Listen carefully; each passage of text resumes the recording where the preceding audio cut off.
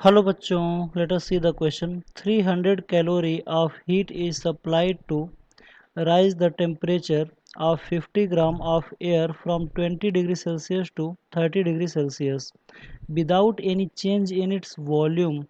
Change in internal energy per gram of air is. Question ये कर रहा है कि 300 कैलोरी हीट सप्लाई किया जाता है किसी 50 ग्राम एयर को 20 डिग्री सेल्सियस से 30 डिग्री सेल्सियस टेम्परेचर चेंज करने के लिए। और ध्यान ये रखना है कि इस प्रोसेस के दौरान जो वॉल्यूम है वो चेंज नहीं होता है, without any change in its volume. तो हमें बताना है कि कितना इंटरनल एनर्जी पर ग्राम चेंज हुआ एयर का। ठीक है, चार ऑप्शन दिया है, सही ऑप्शन का चुनाव करना है। फर्स्ट ऑप्शन में 0, सेकंड ऑप्शन में 0.6 कैलोरी, थर्ड ऑप्शन 1.2 कैलोरी और फोर्थ ऑप्शन में 6 कैलोरी दिया हुआ है। तो आइए देखते हैं इस क्वेश्चन का मेन की कॉन्सेप्ट क्या है और फिर इस क्वेश्चन को हम लोग सॉल्व करेंगे। तो की कॉन्सेप्ट में हम लोग समझेंगे कि वो कौन सा ऐसा फॉर्मूला है जिसके बेस पर हम लोग इस क्वेश्चन को सॉल्व कर सकते हैं। तो यहाँ पे हीट दिया जा रहा है और उसके द्वारा इंटरनल एनर्जी में बदलाव आ रहा है। ठीक है, और without change in its volume, और वॉल्यूम में कोई बदलाव नहीं रखना है। तो ये जो क्वेश्चन है वो थर्मोडायनेमिक्स के फर्स्ट इक्वेशन से हम लोग सॉल्व कर सकते हैं। यानी कि this question is based on this question is based on first law of thermodynamics। First law of thermodynamics क्या होता है? फर्स्ट लॉ ऑफ थर्मोडाइनेमिक्स, तो फर्स्ट लॉ ऑफ थर्मोडाइनेमिक्स की अगर बात करें तो ये होता है delta Q equal to delta U plus delta W.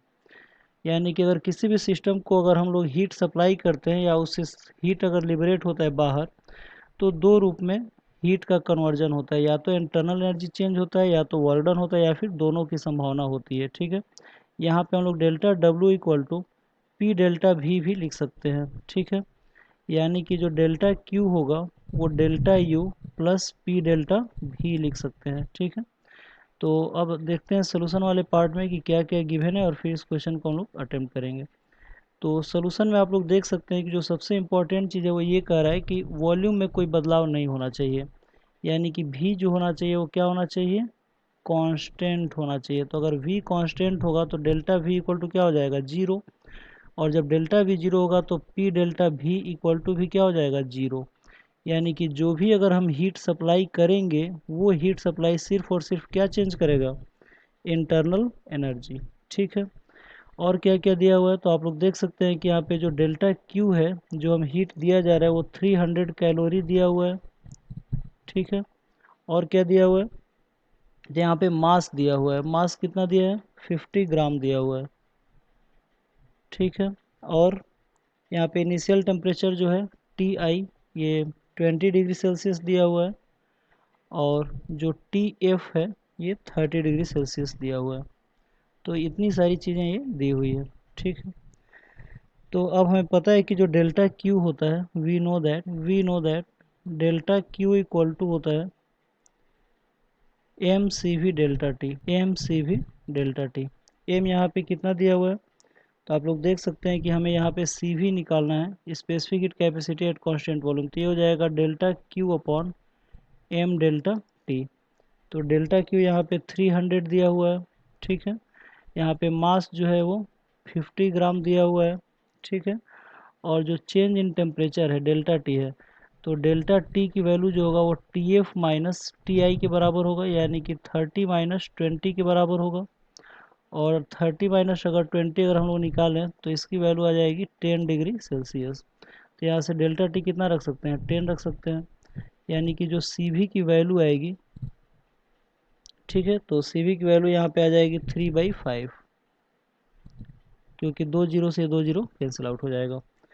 अब कह रहा है कि कितना इंटरनल एनर्जी चेंज होगा इस थर्मोडायनेमिक प्रोसेस के दौरान। तो यहाँ पर देख सकते हैं आप लोग कि जो डेल्टा क्यू है वो डेल्टा यू के क्या होगा? इक्वल होगा। यानी कि अगर हम बात करें कि डेल्टा यू इक्वल टू क्या होगा, तो ये भी क्या हो जाएगा? M C V delta T हो जाएगा। M C V delta T, यहाँ पे आप लोग देख सकते हैं कि जो पर ग्राम के लिए पूछ रहा है तो एम की वैल्यू 1 ग्राम हो जाएगा। सी भी अभी भी निकालें, इसकी वैल्यू फिक्स हो जाएगी 3/5। और यहाँ पे डेल्टा टी कितना है? 10 डिग्री सेल्सियस है, क्योंकि यहाँ पे चेंज इन टेम्परेचर कितना है? 30 माइनस 20 इक्वल टू 10। तो यहाँ पे आप लोग देख सकते हैं कि ये 2 टाइम्स में कट जाएगा, यानी कि ये 6 कैलोरी हो जाएगा। तो डेल्टा यू की जो वैल्यू है वो कितना आ गया, 6 कैलोरी। तो इस क्वेश्चन का जो सही आंसर होगा वो कितना हो जाएगा, 6 कैलोरी हो जाएगा। ठीक है, तो आइए देखते हैं कौन सा ऑप्शन सही है। तो आप लोग देख सकते हैं कि जो 6 कैलोरी वो हमारा फोर्थ ऑप्शन दिया हुआ है, यानी कि इस क्वेश्चन का जो सही आंसर होगा हमारा फोर्थ ऑप्शन होगा। आई होप आप लोग को ये क्वेश्चन समझ में आया होगा। Thank you very much, good luck.